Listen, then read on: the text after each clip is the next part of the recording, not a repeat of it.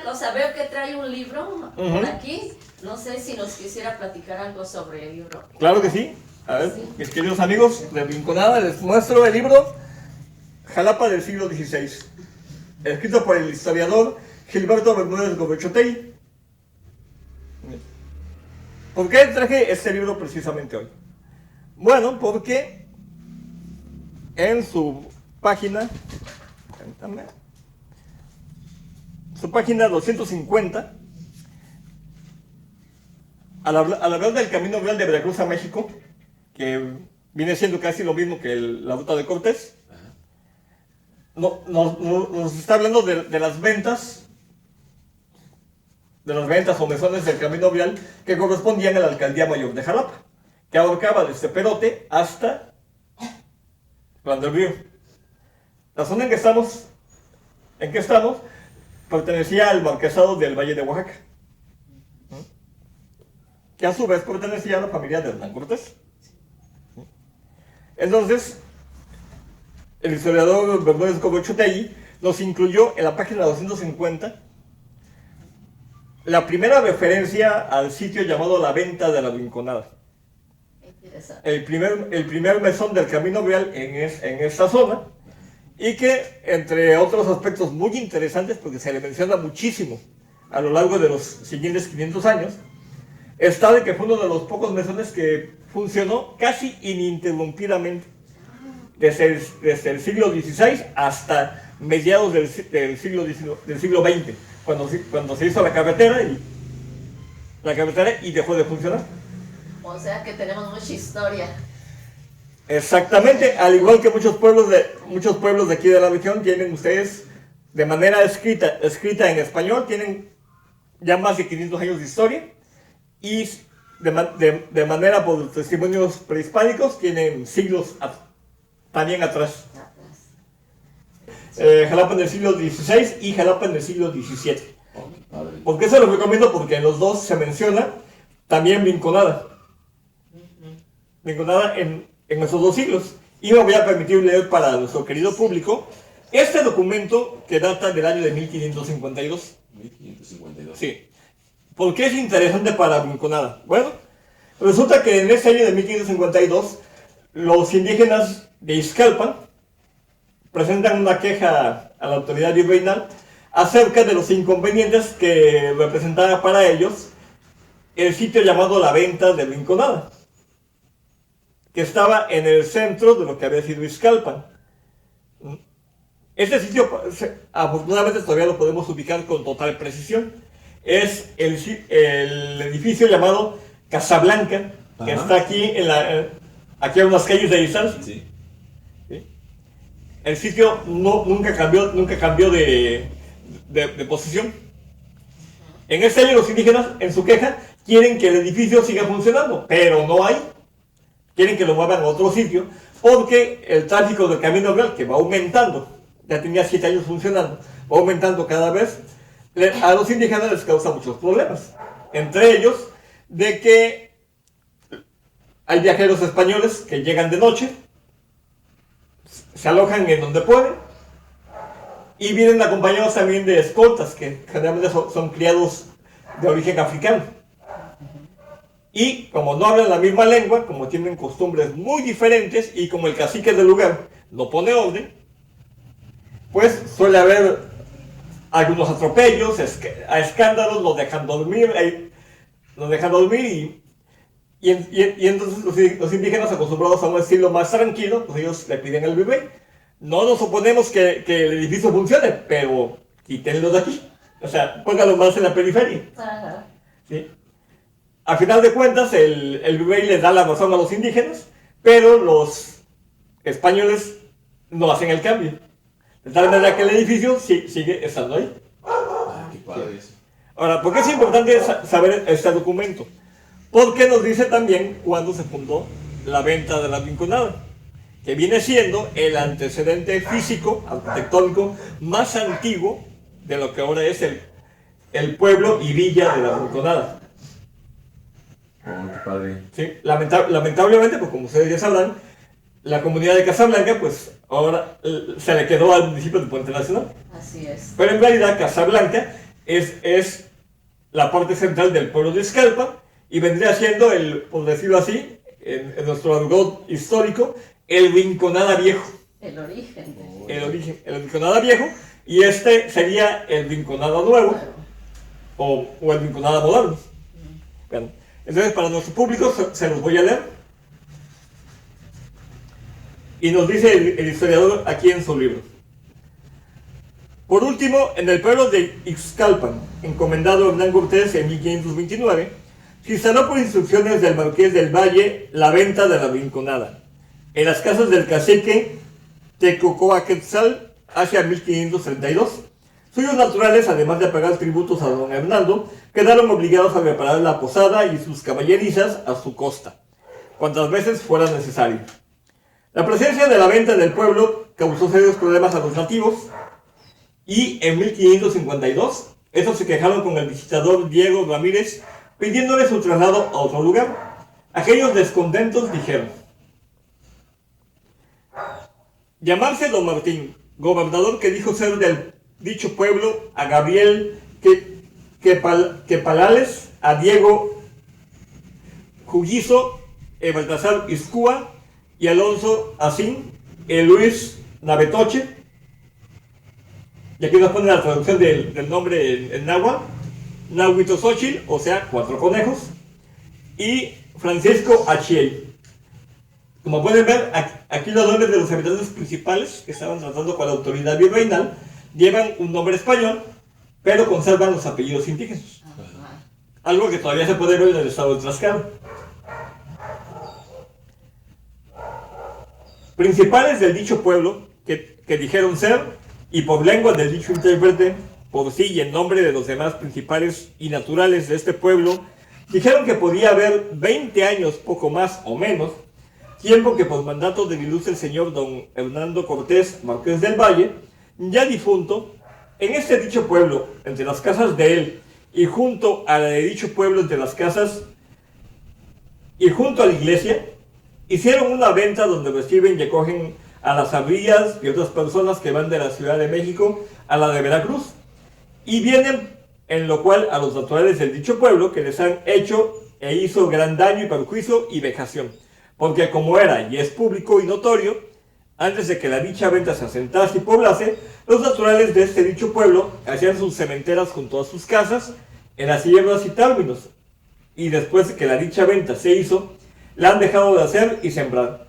A causa de los caballos y bestias de las abrías que pasan en la dicha venta, andan sueltos por entre las casas del dicho pueblo, y esto, junto a las dichas, sus casas, y en otras partes, las dejan de hacer y sembrar, porque si algunas sembrasen, luego se la comían sin la poder defender por ser tanta cantidad las dichas abrías que en la dicha venta, para cada noche, más de 150 caballos y bestias, y además de lo dicho, han recibido de los arrieros y sus negros y criados muchas vejaciones, fuerzas, agravios y malos tratamientos, porque entran a las casas de los macehuales y principales y les han hecho forzado sus mujeres y hijas y tomado y llevado maíz y gallinas y otras cosas, y la iglesia que tenían por haber hecho la venta junto a ella, por el ruido de los arrieros negros caballos que hacían, no dejaban de oír misa, y la derrocaron y pasaron fuera del dicho pueblo, y pidieron mandarse quitar la dicha venta de la parte y lugar donde ahora está, para que cesen los dichos daños, fuerzas, daños y perjuicios, y mandarla poner en donde esté, sin perjuicio alguno. En esta querella contra el Marqués del Valle, propietario de la venta, los dichos naturales de Ixcalpan recibieron el apoyo de Juan de Salinas, corregidor de Jalapa, de Fray Buenaventura de Fuenlabrada, y de los gobernadores indígenas de los pueblos de Zempoala, Pangololotlán y Jalapa. El fallo emitido por el visitador Diego Ramírez fue favorable a los indígenas y condenó a la parte del marqués a devolver las casas y solares a don Martín, hijo del cacique de Ixcalpan, y a pagarle una indemnización de 400 pesos en oro común. En cambio, don Martín quedó comprometido a no permitir el arribo de pasajeros y arrieros en ellas, bajo la pena de perderlas. Seguramente la venta fue cambiada de lugar, pues en 1555, cuando Robert Thompson, un comerciante inglés que la visitó, dejó la siguiente descripción.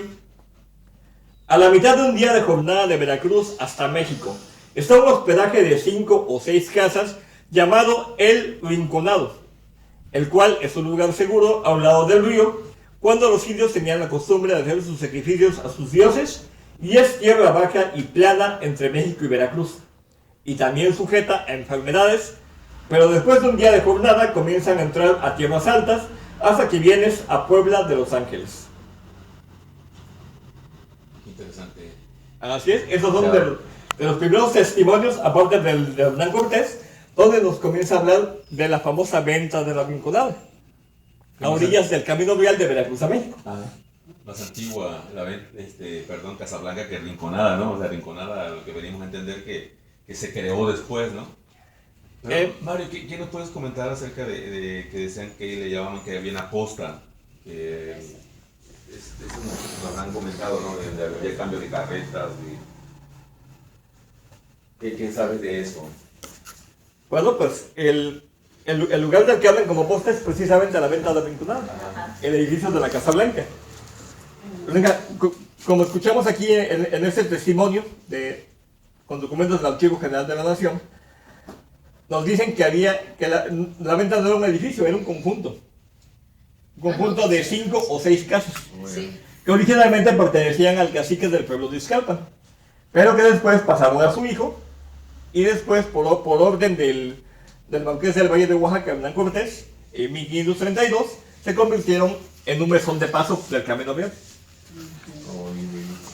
Pues, te vamos a hacer una pregunta que ya nos las acabas de comentar, porque queríamos saber sobre la historia de Casablanca y Rinconada, y pues realmente esa es la historia que nos contaste y que viene plasmada aquí en el libro, ¿no? Cómo se inicia Rinconada, o dónde se inicia, ¿no? Así es, podemos decir su antecedente. Ajá, su antecedente sí. con el nombre de Rinconada, Sí.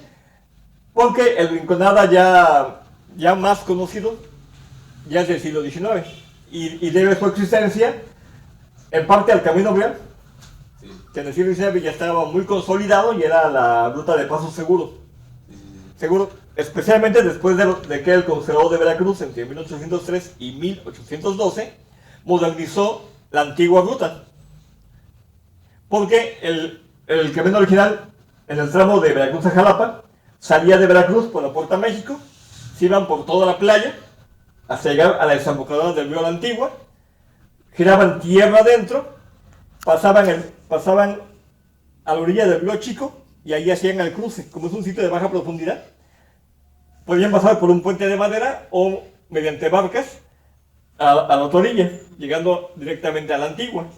Luego por la avenida Independencia, que era el Camino Real, pasaban del pueblo de la Antigua, pasaban junto a la ermita del Rosario. Luego llegaban al área de San Francisco, cerca de lo que ahora es Ciudad Cartel. Seguían el camino, pasaban también por una ranchería llamada Paso de Varas. Luego seguía otra llamada Paso Gallinas, que el nombre ya desapareció, pero es el área que ocupa lo que es el pueblo de Chichicas.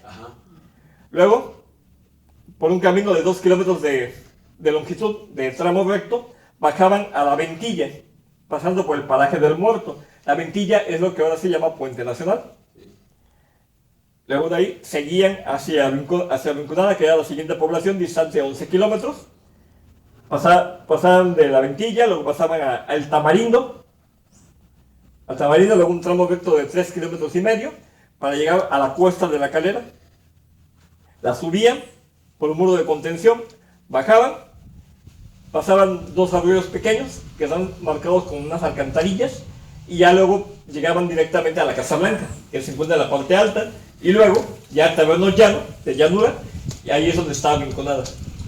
Mario, una pregunta. Hace rato platicábamos de Izcalpan. ¿En qué momento se empiezan a comercializar con toda esa materia prima que había?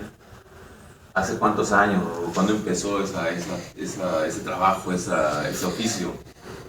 Porque comercializaban la cal ya en ese tiempo. Así es. Podemos decir que se comercializaba desde antes de que llegaran los españoles, porque Izcalpan era un señorío independiente que estaba conectado con Zempoala. Y al igual que todos los pueblos de la región, obedecían a los mexicas. Entonces, hacían una producción para ellos, pero también una producción para los mexicas de Tenochtitlán. Y ya cuando llegan los españoles, lo que ellos hacen simplemente al traer su tecnología, aumentan el tráfico. Podemos decir que si antes un tamé podía cargar 25 kilos, ahora con caballos o mulas se puede cargar más de eso. Sí. Más de eso y se puede hacer más rápido. De ahí que sobre la antigua ruta prehispánica se hiciera la ruta de Cortés y luego el Camino Real. Por lo tanto, la comercialización ya tiene siglos. Siglos y especialmente como la comercialización de la cal. De la cal, porque aquí en toda esta área de vamos a decirlo así, desde Cerro Gordo hasta Paso de Ovejas, tiene la particularidad de que es un área volcánica. Si la juntamos junto con la parte de Jalapa, La Joya, es un enorme cinturón volcánico y muchos de los cerros que vemos no son más que volcanes extinguidos o volcanes monogenéticos que solamente hicieron erupción una vez. Sí, uno de ellos es el Cerro Gordo. Sí. Por eso tiene esa forma cónica, cónica abultada, es porque es un antiguo volcán. Hay otro que estamos verificando, que yo estoy seguro que sí es un volcán, el cerro de Tolome, a orillas del Camino Real. ¿Por qué? Porque en sus faldas hemos encontrado obsidiana, la cual solamente se da en sitios volcánicos. Es lo que queda de la lava cuando se enfría. Ajá. Sí. Y aquí en esta área de Puente Nacional y esta parte del municipio de Emiliano Zapata, abundan los cerros de piedra caliza. Sí. Inclusive lo vemos, la muestra más clara está aquí en la cuesta de la Calera. Están los muros de contención del Camino Real, los muros enormes, y al pie de la cuesta está un horno de cal que debe tener ya más de 200 años de antigüedad, y es la prueba de que era un pequeño centro productor de ese material indispensable para hacer las construcciones. Y en investigaciones que realicé en 2019, aquí con gente ya de tercera edad de Rinconada, logramos averiguar que gente de aquí de Rinconada lo estuvo operando hasta el año de 1970. ¿Y era en aquella zona? Sí. Sí, y luego en 2020, en una visita que hice para hacer los planos del horno, me fui encontrado con un par de polluelos de sopilote, preciosos de color, con plumaje anaranjado. Estaban dos así gorditos, estaban justamente adentro del horno. Ya agarramos sonido ahí. Así es, exactamente, lo agarran como sitio de anidamiento. Tuve que esperar un año para poder regresar y ya se habían ido. ¿Y qué creen que encontré? Encontré todavía, mezclada con agua, polvo de la última hornada de cal. ¿De veras? Sí. Wow. Y es más, estoy seguro que si fuéramos ahorita y buscáramos bien, podríamos encontrar todavía esa mezcla de cal con agua. No, pues hay que ir, Mario. Sí, que Licenciado Mario, sé que nos hace falta todavía mucho que preguntarte, no sé, aquí mi compañera de ti qué otra pregunta te quiere hacer. Adelante. Porque Pues- yo creo que va a haber oportunidad que nos brindes la oportunidad de poder otra vez entrevistarte y bueno, si ya te vas a integrar con nosotros, pues vaya, esto será un sueño cumplido, ¿no? Que ya estés con nosotros y que nos puedas apoyar en todo lo que empezamos o queremos hacer, ¿no? Cuente con ello. Gracias. Pues no queremos quitarle más de su valioso tiempo. Sí le pediríamos, como dice Marcelo, si fuera posible posteriormente algunas otras entrevistas, claro que sí, con mucho gusto. reuniones, y pues no sé si usted tenga algo más que agregar. Pues puedo decir que aquí su municipio tiene muchísima historia. Historia en todos los periodos de este país. Ujú. No, historia que debe de